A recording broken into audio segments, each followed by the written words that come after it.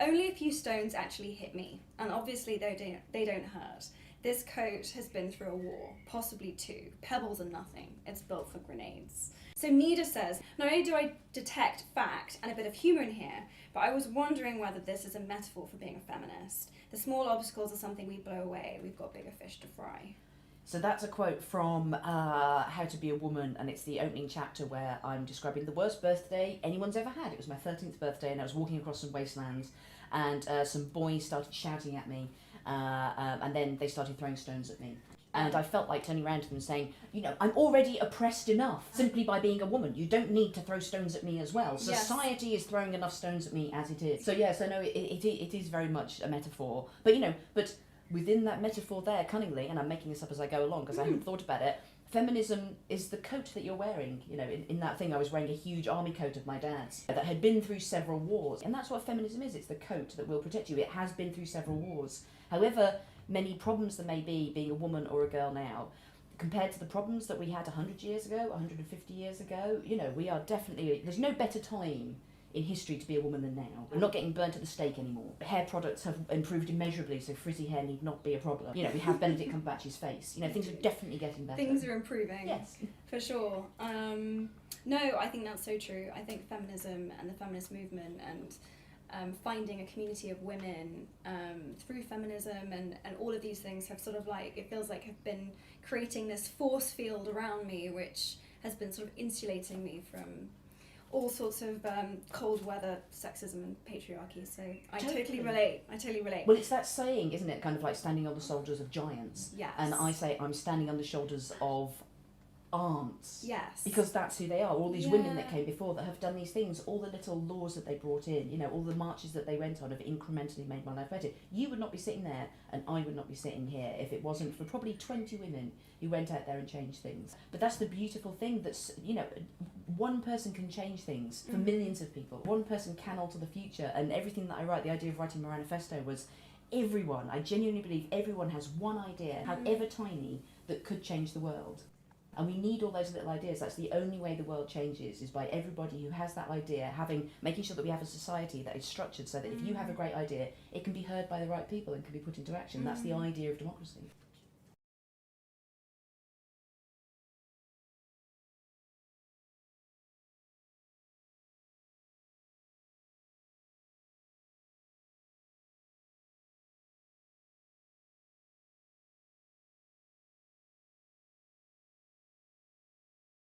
I love the letter that you wrote to your daughter at the end of Moran Manifesto, and it actually reminded me of I'm rereading 1984 at the moment because I did a film called The Circle, which shares a lot of the same themes, and it talks about in this book how for the first time in human history we actually have the potential, we have the technology, we have the scientific advances, you know, we have the knowledge for the first time to feed the world, to possibly create peace, to actually achieve all of these things.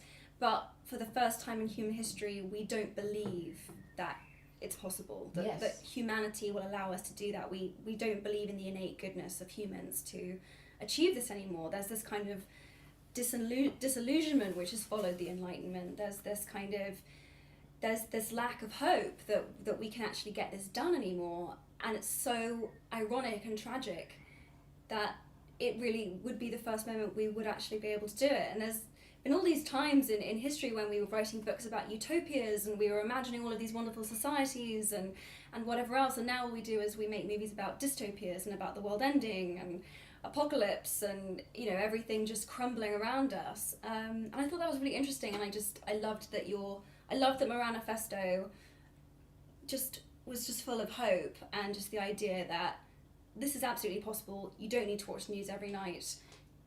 You know, you can have a diet of hope and belief and faith in human beings. Well, totally. Well, the future is a propaganda war. You know, Yeah. kind of like, you know, we are choosing whether we're going to be pessimistic or optimistic about the future. And the way that the news media is set up at the moment, and the tone that social media has, these two incredibly powerful places where we have all our conversations, Yeah. and where we go, what's the world like today? Well, I'll look at the news and I'll go on social media. That's what the world is now. Yeah. And the tone of both those places is incredibly pessimistic. It's only showing us problems. It's only showing us things when they've tipped over and it seems like they can't be solved anymore. Yeah. And people's reaction to that is necessarily one of being completely overwhelmed and just going, well, we're pumped then, this is it.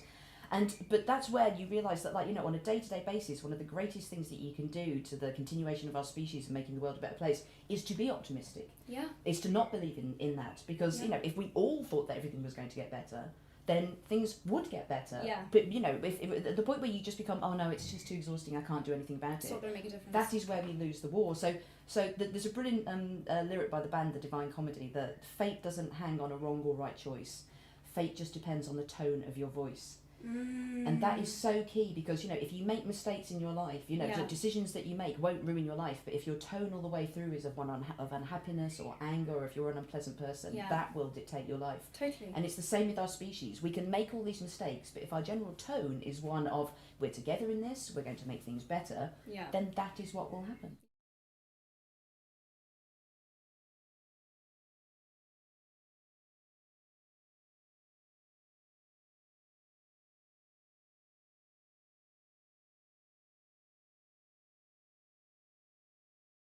But this is where culture's so key, and this is, you know, the thing that I enjoy most about my writing, and why I think it's amazing you're doing what you're doing, because for too long these kind of conversations have only happened in politics or in academia, and, you know, not many people will pay attention to those things. You only come to those things late. You will only come to academia when you're in your teens or in your 20s. You know, you probably won't start engaging with politics until that time as well. But as a child, when you're growing up, what you think the world is and what your possibilities are is stories. It's the films you watch, it's the TV you watch, it's the things that you see in magazines.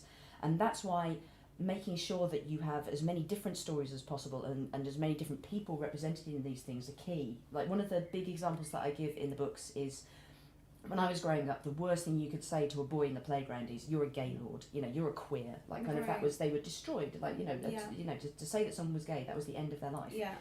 Then you fast forward 20 years into the future, and the writer Russell T Davies writes, first of all, Queer as Folk, and then takes over Doctor Who, and writes into Doctor Who this brilliant, swashbuckling, bisexual superhero, Captain Jack Harkness, who in one episode kisses the Doctor on primetime TV.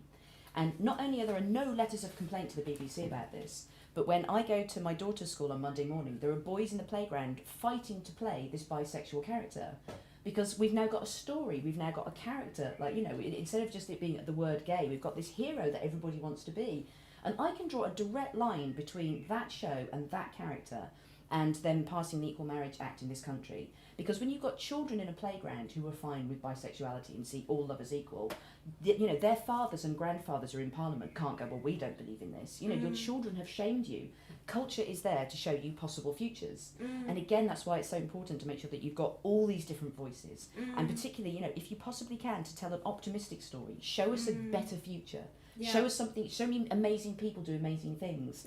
Because that's what children are watching and going, yeah, that's going to be my future, I believe in that. It's really interesting, since doing my work with UN Women and since just becoming more involved in this movement generally, people have said, well, are you going to give up now? Do you not want to act anymore? Are you not going to be an actress? And if anything, I think it's actually reinstilled my passion for what I do and made it more important. Well, the other key thing about culture is, again, kind of like, if you want to change the world, yeah, you can argue all day that something's right or wrong. You can get, you know, you can say women should be equal to men. We should see women, you know, in films equally to men, living the incredible stories and, you know, and solving their problems. You can argue that forever, but that argument can go on forever, and there's no real way of resolving it.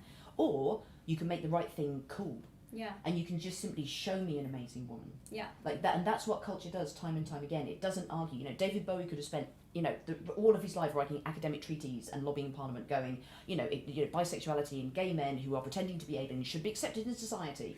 It wouldn't have gone very far. Instead, he dresses like a gay alien and writes Life on Mars, and suddenly everyone's like, I want to be a gay alien. That's genius. Yeah, culture wins. It's faster and it's more fun, because there's the whole thing about change and the revolution of feminism and, you know, all these things, you know, we were talking about, you know, anti-racism and equality and the trans movement and stuff. It doesn't need to be worthy and like eating your fibre and your brown bread. Yeah. You know, and eating your vitamins.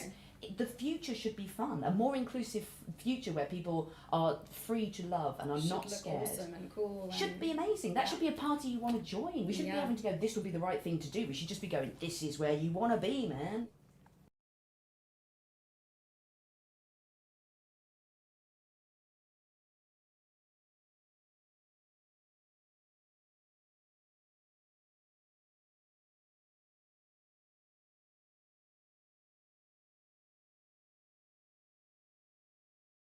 So Jenny wants to know, in chapter 7, I encountered some sexism. You make a point about the possible reasons why women didn't have a great role in human history. How did you come to these conclusions? What enlightened you? When you're taught history at school and you look at the history of women as is depicted time and time, our accepted story of humanity is generally the story of men. We tend to only hear about what men did. I've learnt a bit more since I wrote that book, because that was 5 years ago. I had just presumed that women weren't doing anything, and that was primarily because we were giving birth or having raging cystitis that we were going to have to wait 400 years before they invented antibiotics to cure. And the combination of those two things was why we didn't discover America. That and the very uncomfortable skirts and underwear that we were wearing. But since then, I've learnt a lot more about female history, and I particularly watched, I know that you've seen it as well, that show, The Ascent of Woman by Dr. Amanda Foreman, who is such an amazing major babe. Yes. Yeah. And she did the brilliant thing. It was an answer to, so the biggest BBC documentary previously about the history of the humankind was The History of Mankind, and it was Civilization by Dr. Alan Clark, and that is just the history of men. And so what Dr. Amanda Foreman has done is gone, okay, let's have a look at the history of women. And it is one of the most mind-blowing programs I've ever seen, because she's done all of her history and all of her research, and she tells an extraordinary story which tells us that at one point men and women probably were equal. It's in prehistory, so we don't know, but we have to presume there was more equality, because we can start to see from 10,000 BC onwards laws coming in that are against women. And the only reason they'd be having to write down these new laws is presumably because they didn't exist before. So you can see sexism being constructed. You can see gradually women's rights being taken away from them, being prescribed what women should do, the shutdown of women in society, then being hedged out of activity and being shut down. And to watch that, I just genuinely believe it should be on the curriculum. I think every man and woman should watch it, because so many of these things that we experience as emotions, like women can't do these things, women can't rule a city, we are inferior, we haven't done anything.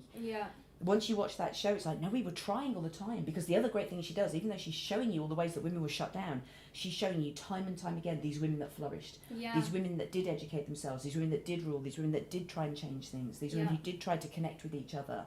And it's simultaneously incredibly depressing and incredibly uplifting, but at the end of it, you just feel, you feel woke, you feel informed as to what it is to be a woman and what has gone before us. Yeah, totally. And again, it's that thing about needing to see something before you can even, know somewhere inside yourself that it's possible. And I think knowing that as a civilization we have found a way to do this, to live in harmony and inequality, and knowing that that's something that has existed and that we could potentially get back to is pretty cool. Yeah, it's an amazing show. I think it's on Netflix now, so it is available, and I would genuinely, everyone that I have made watch it, and I have made everybody I know watch it, has just come around the next week and just gone, it blows your mind. You genuinely feel a new part of your mind. I tried to harass the BBC to put it back on iPlayer, but didn't succeed with that. But Netflix has covered it now, so it's well worth done, Netflix. Netflix for the chicks.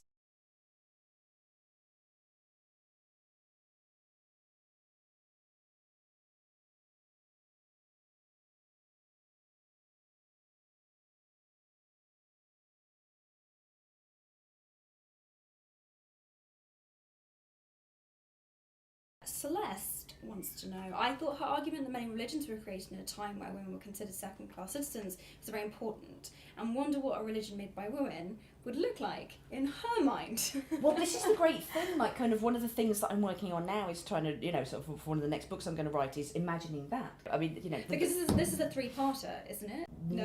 They're probably, you know what, I'm never going to stop writing. I'm always going to come up with ideas. But this is basically dealing with politics, and the next thing that I want to do deals with religion. Okay. Definitely. Amazing. Yeah, which would be fun. And, and so some people, it's still, you always worry you're going to anger people, but you do have to remind people that religions were invented by people.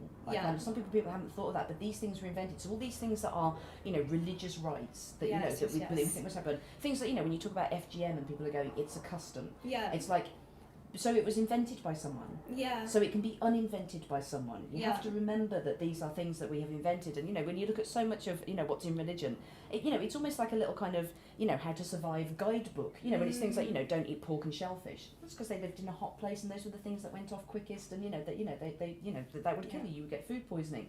And so again, that the way they're writing about women, you have to remember that, like, you know, this is just what people thought at the time. Yeah. And so the idea of if we invented a religion from scratch now, what would it be? That fascinates me. If I was a teacher, I'd be in schools, I'd make, you know, and if I was a religious teacher, I'd go, okay, we're going to invent a religion today, and it's going to be, you know, let's see what would happen. What would you kids invent today if you invented a religion? And, you know, you made sure that it was female friendly, it was about equality. That, to see what kids would invent would really fascinate me. It'd be amazing.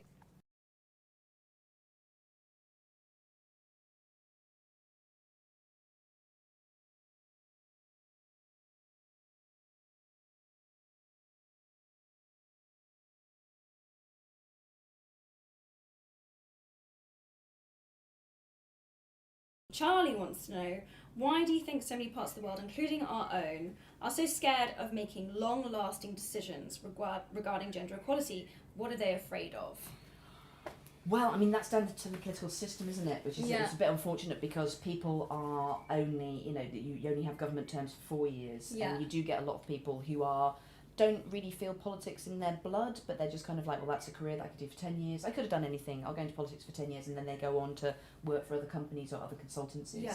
So they're not really interested in long-term plans. Yeah. And also long-term plans are hard. Yeah. You know, it's the difference between being on a diet for one day, you know, and eating healthily for the rest of your life. You know, kind of like anybody can just starve for one day, you know, but eating healthily for the rest of your life is an entirely different thing. But being on a diet for one day and starving is completely useless. Yes. Eating healthily for the rest of your life is a key tool that you need to have. So we need to look at the way that the political system works and build in incentives for making long-term improvements into our society. And we'll only do that if people who aren't career politicians want to get involved in politics again. The kind of people who will be MPs for 40 or 50 years representing their local area. Because then they have accountability. If they're not there putting in plans that benefit everybody long-term, then they're, you know, the people that they're representing back in their hometown will not elect them anymore. Yeah. So it's that reconnecting of politics, just, you know, getting those ideas from the people up to Parliament again. And one of the reasons that I wanted to write my manifesto was to make politics a good profession to go into again, because I think these days politics is so devalued. People are so disillusioned by politicians. We hate It's politicians. yeah. The rise of Donald Trump in America is people just going, well, he's not a politician. So we'll vote for him. Yeah, he's like, you know, he's talking because they real think talk. he lives outside of that system. Exactly. Well, of course, he's hugely part of that. He is the system. You know, he inherited billions of dollars. You know, he is the system. There's no one more the system than Donald Trump. But people think he's non-political. He's not a professional politician, and so they're voting for him. And people don't trust politicians anymore, which, you know, to the point where if your child came downstairs now and said, Mum, I've decided I want to be a politician, you would probably treat them as if they had just said, Mum, I've just decided to be a massive pervert. Yeah. You know, good people don't want to go into politics anymore. And that was, you know, and we need to change that conversation and, you know, and look to the MPs that do address these things. You know, I love Stella Creasy, who's a brilliant, you know, obviously female MP who's there. She works brilliantly on a local level. She works on a national level. You know, she was there for the tampon tax. She talks about payday loans. Yeah. You know, just things that do, you know, things that change people's long term, rather than being one of those politicians who just comes in, kind of shakes some hands, go, I'm deeply concerned about this, and then does nothing about it. We know plenty of them. No, it's true. I think, God, wouldn't it be awesome if kids were excited to say, I'm going to be a politician one day. It would be amazing. I'm so excited. We have devalued Can't politics, wait. and it's to our, you know, and it's, you know, it's the people who get screwed over by that. Aspirational. Yeah, the demos in democracy means the people, and we are losing the people in democracy. We need to make it an honourable, you know, an honourable job again.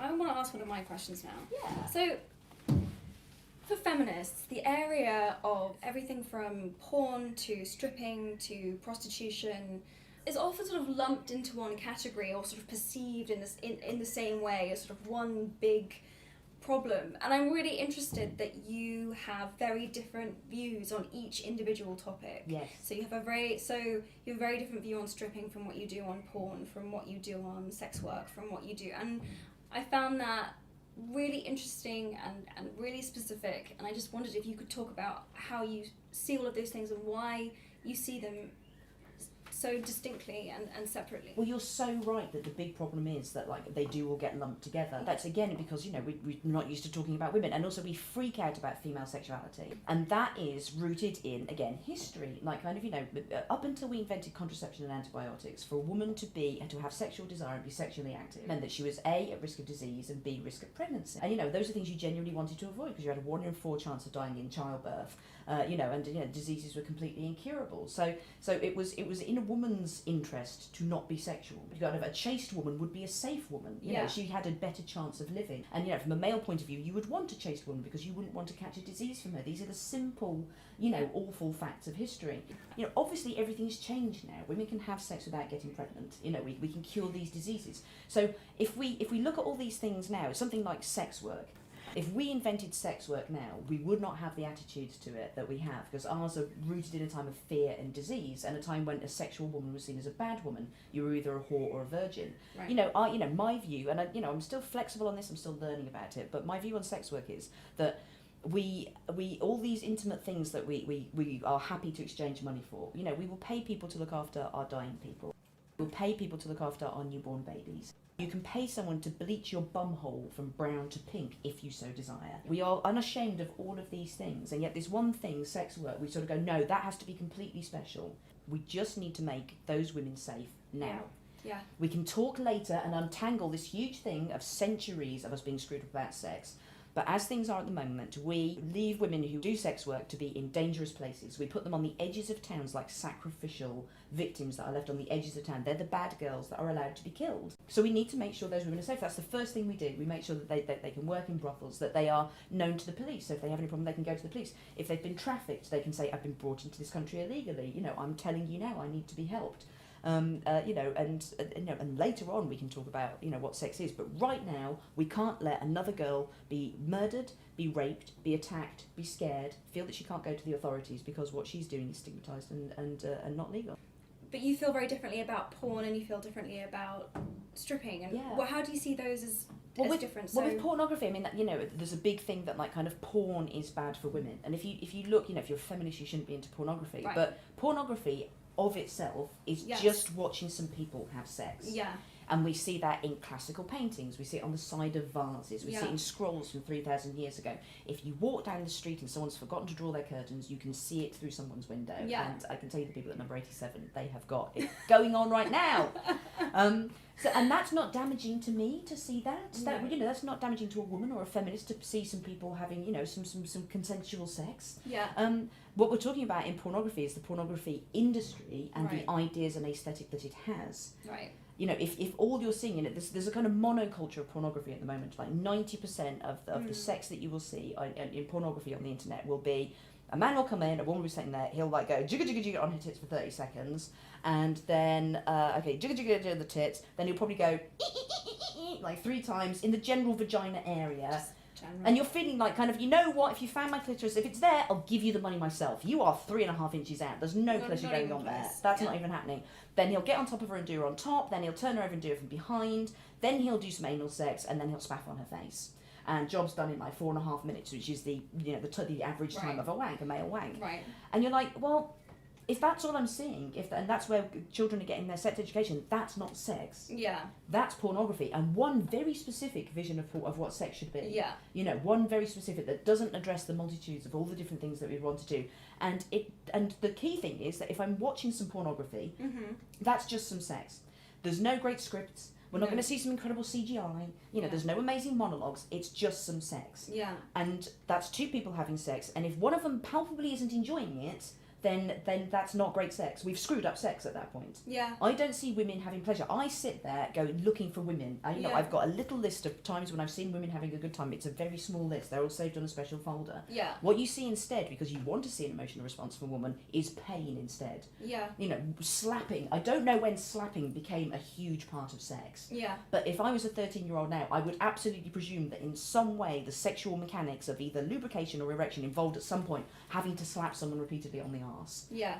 No, I come from an older age. Before we invented bum slapping, that just wasn't a thing. We all managed to have sex without repeatedly slapping each other. This is a fashion for sex, a fashion in pornography. Yeah. So I love people like Cindy Gallop, who does Make Love Not Porn, where you've just seen consensual couples having sex. It's pornography. Yeah. But it's pornography that's about pleasure and about two people having sex rather than a man coming and have sex on top of a woman. Right. Which is what we see time and time again. Yeah. I don't see any women's ideas in that. She's not going, hang on, I've got a good idea. We could do it like this. Yeah. She's just lying there having sex on top of her. And that's not what sex is. Yeah. I'm 41 years old. I've had sex 4 or 5 times now. And I can tell you, it's generally not about that. 4 or 5? I know. Wow. I can tell you about it later. Big news. Yeah, I'm a big pumper.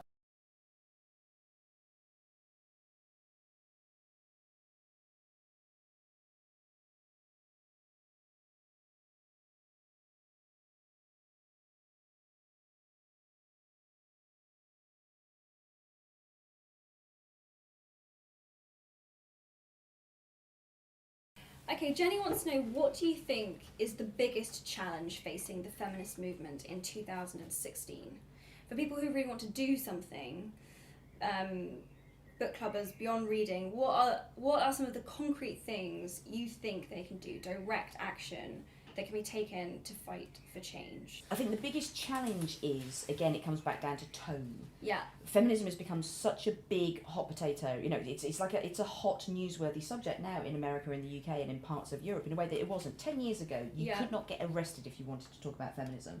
I went and pitched an idea of writing a column about funny feminism to a leading women's magazine. They went, we couldn't write about feminism in a women's magazine, which is why I went away and wrote How to Be a Woman. Now they are commissioning stuff every week. It's a huge clickbait thing. People want to read about feminism. But many people have been put off feminism in the last couple of years because the tone gets so heated. We've had feminism wars. Yeah. First of all, people will argue and fight all the time. That's absolutely fine. We can't go, oh, 2 women have disagreed with each other. It's a cat fight. That proves women shouldn't be able to speak in public. Feminism is dead. It's like, allow women the weakness to be able to argue and fight like men would. Yeah. True equality is not being perfect immediately and being some superhero who has an amazing job and incredible hair and a pelvic floor and a tiny little stomach and 2 children who are perfectly well turned out. That's exhausting. True equality is being as dim, fat, deluded, nuts, smelly, scruffy, hopeful, joyful and idiotic as men. Yeah. It's not being perfect, it's just being treated as a human being. So we need to allow that women will have arguments, but the key thing we need to do is just calm everything down a little bit. It's so important when these big debates that are about the future of half the population of womankind start breaking out on social media, to just be calm. Yeah. To just bring a bit of a sense of humour to it, to listen to it. You don't need to make your mind up straight away. You don't need to have a hot take. And very often, I think the problem is that the medium is often the message. If you're doing this stuff on Twitter, which is where the worst stuff happens, Twitter works in such a way that every time someone writes something that you're following, you can't not see it. It's short and it goes like a bullet into your brain. Yeah. And it provokes a flight or flight response. And if someone's written something you disagree with, you flood with adrenaline, you're panicky, you're angry, and you respond in fear and anger. Yeah. And suddenly an argument's happening with people who should be on the same side. Yeah. I've seen arguments break out between feminists who have the same life experiences, who want the same things to happen in society, who are disagreeing on the most tiny thing. Yeah. And I would say Twitter is making them do that. Social media is making them do that. If they could just sit down in the pub, have a couple of Bacardis and put some Guns N' Roses on the jukebox, this would all be sorted in 5 minutes flat. So but that's another reason why we need to get more women in tech, because I think if women were inventing social media platforms, they would be completely different to Twitter. It would be much easier to break out and have relaxed conversations and talk about things at length. Yeah. And, and be able to interject some humour into it and let people know what emotions you're having, rather than these shouty little statements. Yeah. It's everyone waving a placard at the same time. Yeah. That's not a conversation. Yeah. So we've seen all the placards, we know what all the issues are now. Yeah. Now we need to move it somewhere where we have these conversations. And in terms of, so that's the bad stuff. The good news is that there are places where you can have these conversations. Like, one of the most hopeful things that's happened in this country in the last couple of years is the formation of the Women's Equality Party, because they have said, okay, let's form a party that is just about women's issues, and we're going to open source policy. Yeah. So they don't have an idea for what this party should be, other than let's find out what women want. Yeah. And they are now just consulting all up and down the country. And you can go now and be a member of the Women's Equality Party, attend these meetings, and talk about the problems in your life and the things that you think would solve it. And I don't see any other political party doing that and going, women, come and tell us, let's do this. A party is being built from the ground up now that is inclusive of everybody, that has stated it wants every kind of woman involved in that, whatever your class, whatever your age, whatever your ability, whatever your ethnicity, whatever your religion or your sexuality. Go there, talk about being a woman, and come up with some ideas. Yeah. I love a bit of direct action. Yeah. No, direct action is super cool. If you do think that one of the things you want to do on earth is make the world a better place, which is what being a feminist is, what being a decent person is, then you have to make sure that you are aware of what you are subconsciously thinking about anybody who speaks up. Yeah. Because I think we have this subconscious belief that someone can only speak up if they are perfect and have the answers to everything. Yeah. We are basically waiting for a feminist Jesus to come along who is going to write the feminist Bible that has everything in it, or has written the feminist TV show that has everything and everyone in it, or makes the film that tells the story of everyone. Yeah. And that is, of course, impossible. Yeah. Because, again, you just say to yourself, are the men doing this? Yeah. Are we expecting a man to come along and write a book that would provide the answers and speak for 3.3 billion men? Yeah. And what we have to understand is that feminism, there's never going to be a feminist Jesus. No one's ever going to come along with all the answers. If we're not going to get behind someone until that comes along, then we will never do anything. Yeah. We have to understand that feminism is instead a patchwork quilt. Yeah. And what we all do is we all sew the little squares that we think we can sew with our abilities and our stories and our solutions, and then we join them all together. Yeah. So, I will speak about my experiences and the things that I've observed and things that I know, and these are my squares here, and then you will talk about your things and your powers and your skills, and we sew that next to there. And then you get someone who's like from the transgender movement talking about their experiences, and they sew their thing, and you make sure it's sewn to yours. Yeah. You make sure you're all working together. You make sure that everybody's squares are equal. Yeah. But you make sure that we're working on this together. Feminism is a collaborative effort. Yeah. It's not waiting for one feminist Jesus to come along. Yeah. You talk about this in your book, how in Moran Manifesto specifically, how Germaine Greer was one of your big inspirations, one of the first pieces of text that you read, and whatever else, and that while you disagree with some of the comments that she made later on, you still appreciate the contributions that she's made, even though she can't speak for you on every single specific topic. Yeah, no, absolutely. I absolutely fundamentally disagree with Germaine Greer's viewpoint on trans issues and her belief of what a woman is. I come from the point of view that you are what you say you are. Yeah. Whether you're saying you're a man or a woman or a gay space alien, because I was brought up on David Bowie. I just believe what people tell me they feel they are. Yeah. But to trash everything that Germaine Greer did, first of all, misunderstands what you're standing on. Yeah. As a woman, to have the power to be able to, and the public platform and the vocabulary to speak out against Germaine Greer and call her a bad feminist, is to misunderstand that she has given you half those words and that platform and that ability to do that. We are all standing on the shoulders of our aunts. And particularly, it happens in sort of every sort of, political movement and movement for social change, but it's particularly noticeable these days because so much of our talk about these things happens on social media, that we don't bring our elders with us. We're not taking into account what other previous generations did because they're not on social media. Yeah. They're not part of the conversation. We like to think, well, we've moved on from that. We just, these people are outdated. We're doing things a different way now. And you need to have your tribal elders. Yeah. You need to have the old people sitting around because we're going to have to fight a lot of battles in order to change things. And these people have fought these battles before. They know the right language to use. They know how you can change legislation. They know the kind of alliances that you need to make. They've gone through these different tactics before. You need people who've been in wars.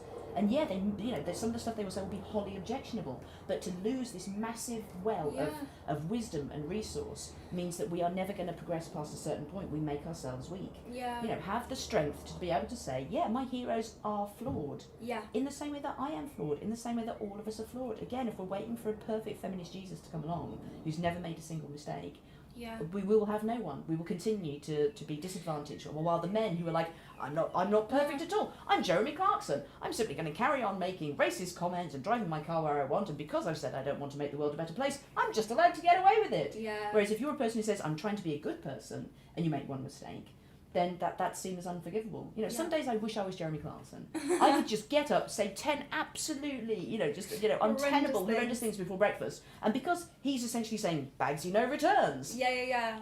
nothing happens.